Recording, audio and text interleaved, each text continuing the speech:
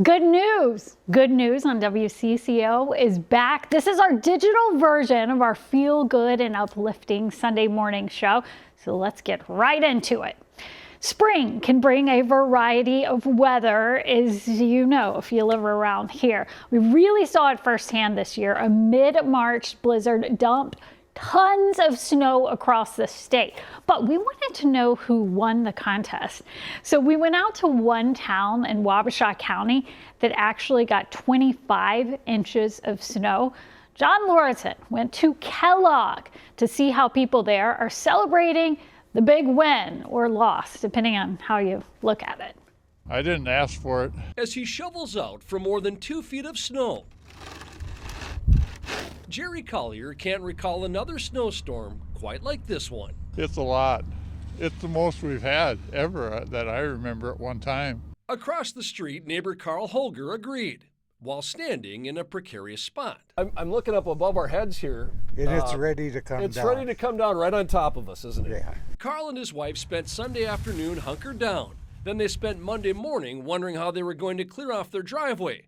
That's when neighbors stopped by. They cleaned it all up and wanted nothing. That says a lot about the people in Kellogg. It sure does. The week began with shovels and snowblowers working overtime. On Saturday afternoon, this was all brown grass. There was no snow here in Kellogg. That just goes to show how fast things changed in one day. The wind didn't help either, creating drifts that made it tough to even get into town. But it didn't stop Patty Holland. We made it down in our old 2000 Expedition, the only thing that would get through the snow, but we did come down. Patty and her husband own the Town and Country Cafe in Kellogg. In nearly 40 years, they've only closed 3 times for funerals and a power outage. So 25 inches of snow wasn't going to keep them from cooking for their customers. Yeah, this was a lot, way a lot, so. Is it fun or are you ready for spring? Oh, we're all ready for spring, I think. In Kellogg, John Lorison, WCCO News. Let's talk hoops for a moment. Mike Max has a story where basketball provides a backdrop for a story that extends well beyond the game. The story starts 17 years ago when a young couple went to Columbia to meet their new adopted son. At the orphanage that's there, you actually you wait in a green room for, it could be 30 minutes to an hour, it's unclear. And then they bring you your child. And so they brought Lucas into us, placed him in our arms, and that was our first experience with Lucas. And Lucas would grow into a typical teenager, falling in love with the game of basketball. That's how I found most of my friendships is with basketball. And so that's been fun. His parents, his mother a behavioral therapist and his father an emergency room doctor, they noticed something about their son when he had wisdom teeth pulled last year. This last fall, he had some wisdom teeth that were extracted, and he kept bleeding. He just bled and bled. He was diagnosed a hemophiliac, a bleeding disorder. So a routine injury like this to his leg turned into 5 weeks on the shelf. He's back, and he's playing despite the condition. The behavioral therapist, that is his mother, wants to see him play because she understands the value of sports. To me, it's about being on the team. It's about striving for something. It's about working hard. It's about all of the energy that your body needs to do that, the character needed around that. It's the learning of the doing of the thing. And that's where this story gets fascinating. You just met us. The weirdness just got weirder. See, when Ted became a doctor and Aaron first worked as a teacher, they got a calling beyond Lucas. They now have adopted 5 children, 2 with lifelong special needs. And they have now served as a foster home for 52 children over the years. The Sibley boat is really big with a lot of crew. It's on fire sometimes, but it's got a lot of crew and it has a lot of resources. This journey has become about one couple bucking the life they thought would be when they met in college. And then I was going to have 2 healthy babies that looked like me, and I was going to, and I was going to live in the burbs. They've accepted the chaos and the challenge, like watching their son play basketball with his condition. That's just a bump that is bridged by a couple that has a one day at a time faith. Just let him, enjoy high school, play sports, and live his life is really what we want to do when we found out that he had hemophilia. And the boy they took home from an adoption agency can feel that love. Supported. I'd say that's the word, supported by them. Like, I mean, my mom and dad love to see me play. Obviously, like, it upsets me when an injury happens. Lucas has learned much in his extenuating circumstances as well, growing up in ways many will never understand or experience. There are a lot of difficult and sometimes messy things that come with caring for a severely autistic teenage boy. And Lucas just manages it. When he gets hurt, yes, there is that initial fear of like, oh, is this going to be a bad one? But it's more of a, oh my gosh, how long is it going to take him out? And they have all learned that life is not always what you think it is going to be. They have a reminder that hangs in their kitchen, courtesy John Wesley, to remind them of just that. All the good that we can, by all the means that we can, in all the ways that we can, in all the places that we can, in time that we can, people we can, as long as we can. Have you ever had an idea, an invention, a vision for a company? Most of us have, right? But it's hard to go for it.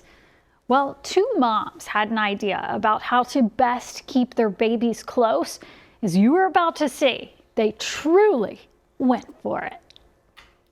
There's lots of different variations on a med-eye, but basically this is a panel and it has ties along the shoulders as well as a ring sling waist. And that's just one of the colorful creations that deck the shelves of Hope and Plum LLC. This is the lark. I would say this is what caused Hope and Plum to explode. Yes, in growth. As the images show, the entrepreneurs are bursting out of their North Minneapolis warehouse, a situation they could have never foreseen when they first crossed paths in 2014. How did you two become friends?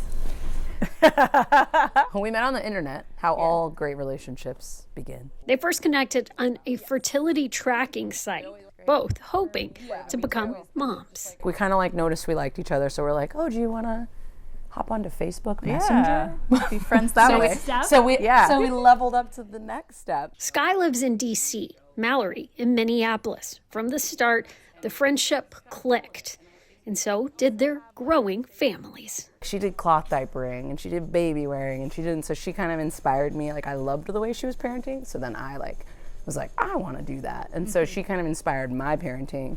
They both committed to keeping their babies close with cloth wraps. For both of us, that closeness, I think having your child close and just, it also helped us to feel, at least for me, it helped me to feel like I wasn't just a parent, like I could still go out and do things, like I carry my kid around with me in a nice way that felt comfortable for us both. I went through a very traumatic birth, so no golden hour, like baby born. She rushed to the NICU. I went into surgery for hours, so like I met my baby, like I think it was at least a day later. And so for me, and I'll try not to get emotional. For me, losing that time was really hard. And then in the NICU, I couldn't touch her for 3 days. It felt like I was reclaiming something. I was reclaiming holding her, getting that golden hour. And it was a lot. Like it was definitely like getting something back. And then baby wearing from that, like it was like a spark. It was like, I wore her all the time. I was like, this is what I want to do. I'm obsessed with it. And that's really what I think sparked when, it was like a year later, but it was like, I love this and I want other people to love it. Yes. So how can we make a company that makes everybody love this? Yes. Sky was a corporate lawyer, so she started the paperwork. Mallory started marketing to moms via Instagram and Facebook, and they came up with their first product. Mallory's plus size, and it was a big conversation constantly about how she couldn't find carriers that fit her. And at the time, it was a lot of like some brands would offer only certain patterns and longer lengths of ring slings. And it was just starting to feel, it was like, why? We came in and we were like, we're going to change this space. And I think it was like, we're going to sew in the United States. We're going to have really high quality fabric. Like we're going to be size inclusive. They also committed to softer, bright fabrics with patterns designed by local artists. Their first drop sold out, and then this carrier called the Lark took them to the next level. We're about 20 times bigger or more than when we launched. Like we launched this and we grew about 20x in like 2-something years. Yeah. They now have dozens of employees and dozens of products, all made by Hope and Plum. How did you choose the name? The name is really great. So it is the middle names of our oldest 2 kiddos. And as those kiddos grow, so does the company. So the side gig is now full-time. The side gig is, and I think it's, They are moving into a large warehouse in St. Paul because demand just keeps on multiplying. I think that that's really special to be a part of somebody's parenthood journey, to be like a bright spot. And sometimes it, can be a hard time, especially for first-time parents, getting used to all the changes. So to be that bright spot, to give them that joy, I love it. It's great. 2 women who found a way to support other parents so they can properly support their babies. Yeah. It's us. Hope and Plum grew 2,200% in the last 3 years. They hit $7 million in sales. They're moving their operations soon to a 20,000 square foot warehouse in St. Paul. Well done, mamas.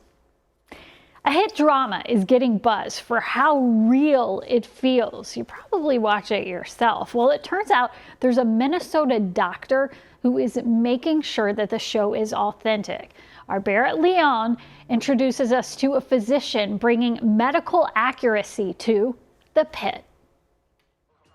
HBO Max series The Pitt depicts a hectic 12-hour shift inside the emergency room. It's captivated millions of viewers, tuning in for the drama and medical realness. And that's because moments like this one are doctor approved. Literally. They really care to get things right, and so there's a lot of doctors and nurses in the mix. Minnesota native Dr. Jacob Lentz is one of them, serving as a technical consultant for the show. That gig is on top of his work as a physician, splitting his time between Southern California and the ER at mHealth Fairview Lakes in Wyoming, Minnesota. I have continued to work full time while consulting on the Pitt. Most of last season, or season 2, I would wrap up on a Friday, and they're like, all right, we're wrapped. And I was like, cool, I'm going to go to work now. Lentz pores over episode scripts, giving insight to jargon, props, and even choreographing who's doing what and when. Then he's on set, answering questions and ensuring accuracy. I'm there for the whole time that they're shooting, and I'm there to sort of make sure that things look realistic and that everyone's saying the words the right way and people are kind of reacting the right way. It's no doubt a grind, but one Dr. Lentz calls a privilege. It's been really gratifying, to see that they actually did pull it off. And pull off they did. The show's been renewed for a 3rd season. Is there anything you can tease ahead to? No, because I like having a job. Barrett Leon, WCCO News. That's going to do it for this week's Good News on WCCO. You can find more of these shows on YouTube or join us live every Sunday morning on WCCO.com at 7 a.m.